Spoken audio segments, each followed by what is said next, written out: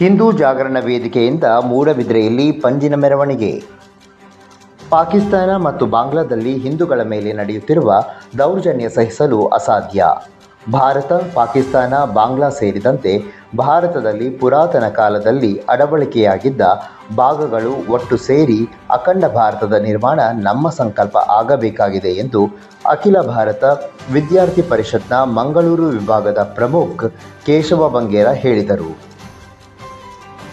ಸಭಾ ಕಾರ್ಯಕ್ರಮಕ್ಕೆ ಮುಂಚಿತವಾಗಿ 1000 ಕಂಬದ ಬಸದಿಯಲ್ಲಿ ಪಂಜಿನ ಮೆರವಣಿಗೆಗೆ ಚಾಲನೆ ನೀಡಿದ ಶ್ರೀ ಜೈನ ಮಠದ ಸ್ವಸ್ತಿ ಶ್ರೀ ಚಾರುಕೀರ್ತಿ ಪಂಡಿತಾಚಾರ್ಯವರ್ಯ ಸ್ವಾಮೀಜಿಯವರು ಬಾಂಗ್ಲಾದೇಶದಲ್ಲಿ ಅರಾಜಕತೆ ಸೃಷ್ಟಿಸಿ ಹಿಂದೂಗಳ ಮೇಲೆ ದೌರ್ಜನ್ಯ ನಡೆಸುತ್ತಿರುವುದು ಖಂಡಿಸಿದರು.